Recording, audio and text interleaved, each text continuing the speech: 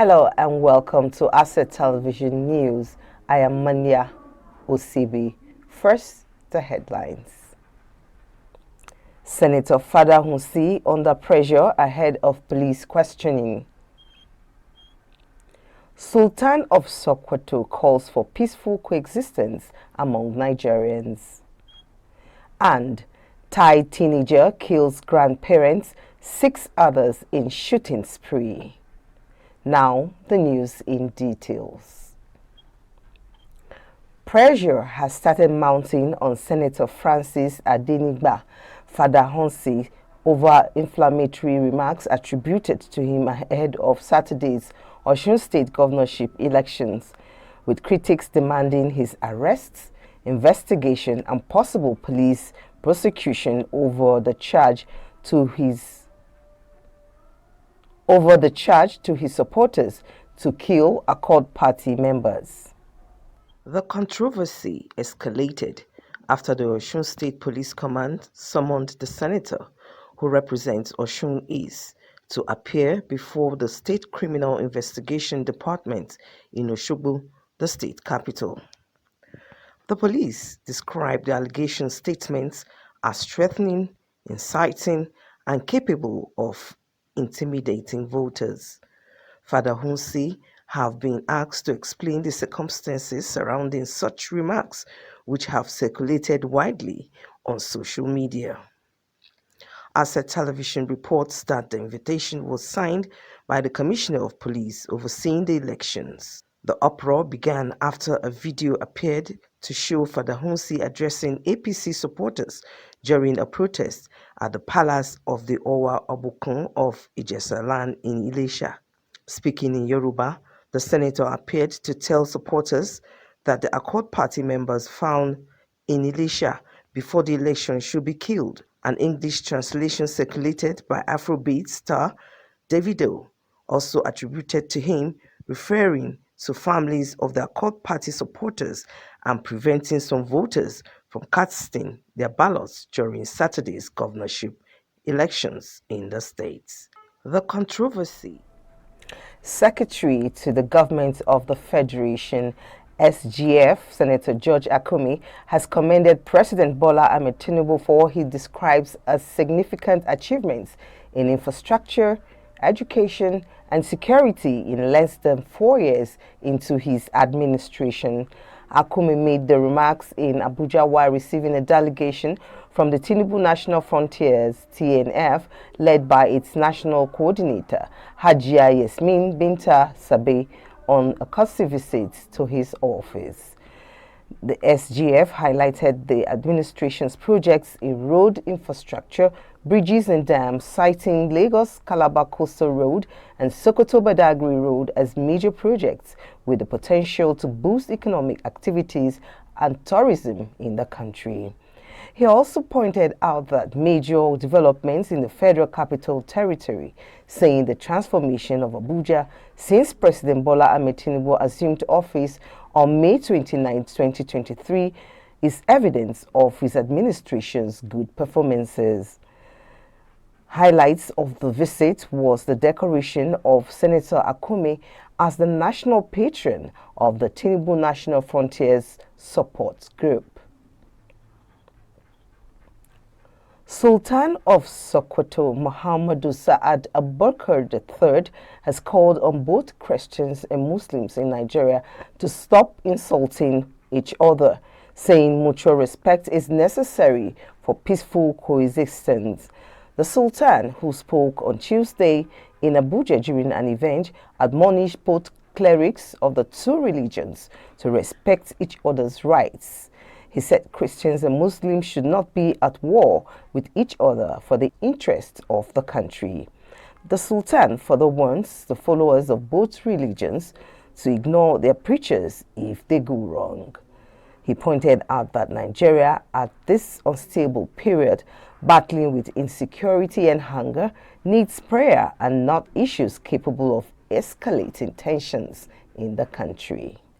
The Federal Airports Authority of Nigeria says all airport operations will continue despite ongoing strike by the aviation unions. FAN said measures have been sustained to minimize disruption to airport services as the industrial action continues. The airport authority gave this assurance amid concerns over the possible impacts of the union's action on flight operations and passenger movements. It said efforts were focused on ensuring that airport activities are maintained while the situation lasts. The agency's position indicates that airports under its control are expected to remain operational during the strike. We'll now take a short break, and when we return, we'll bring you more reports.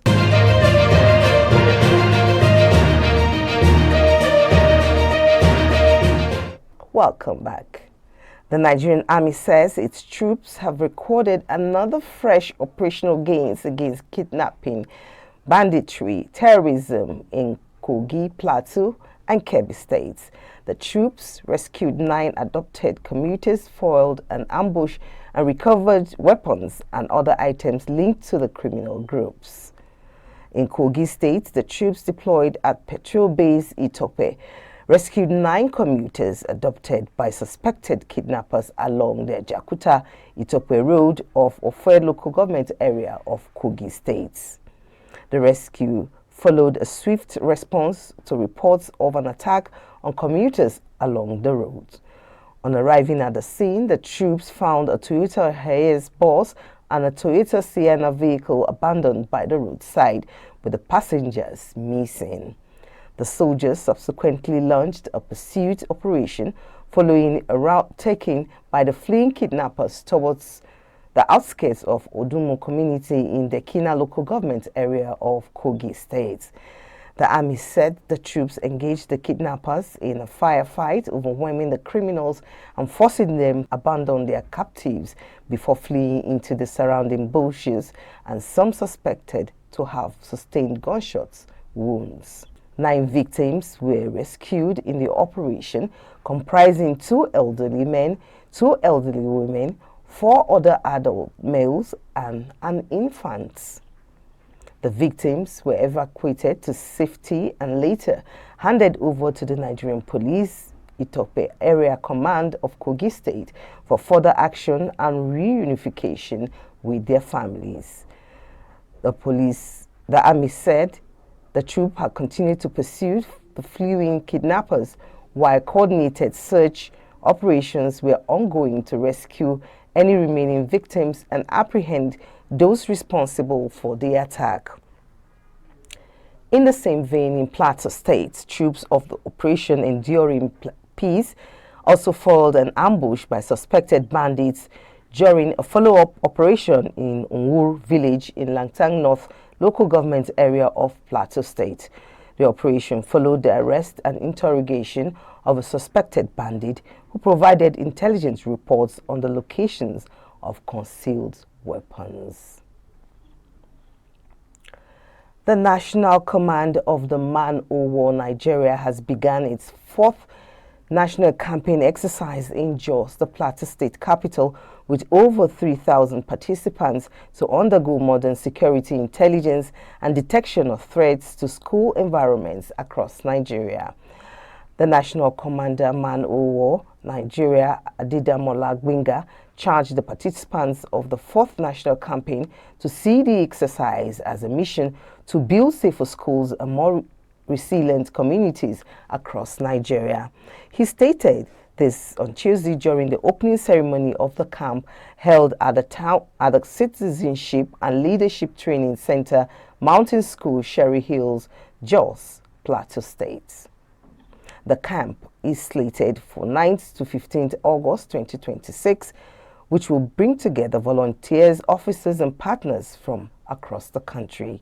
The theme for this year's camp is strengthening community-based safe school framework for a secured and resilient Nigeria.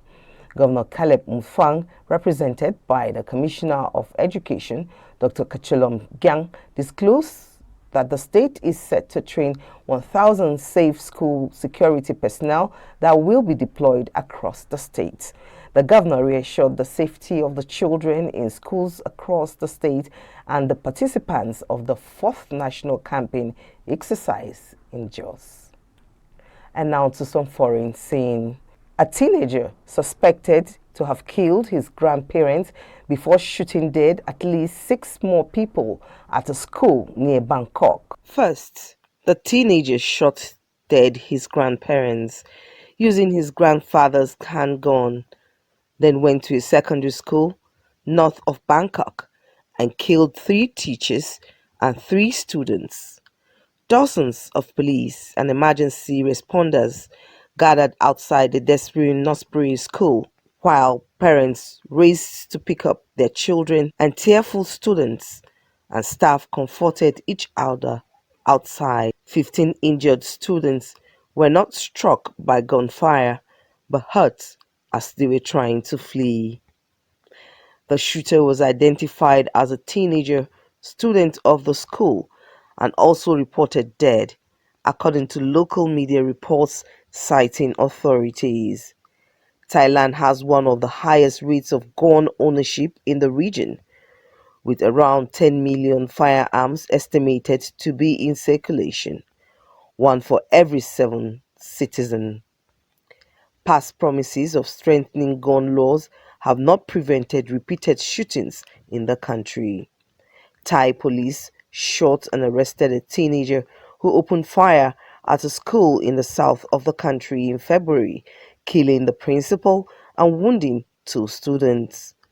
The teen had used a police officer's weapon in the shooting, a local police chief said at the time that the suspect was hospitalized for psychiatric treatment in December and had been discharged already.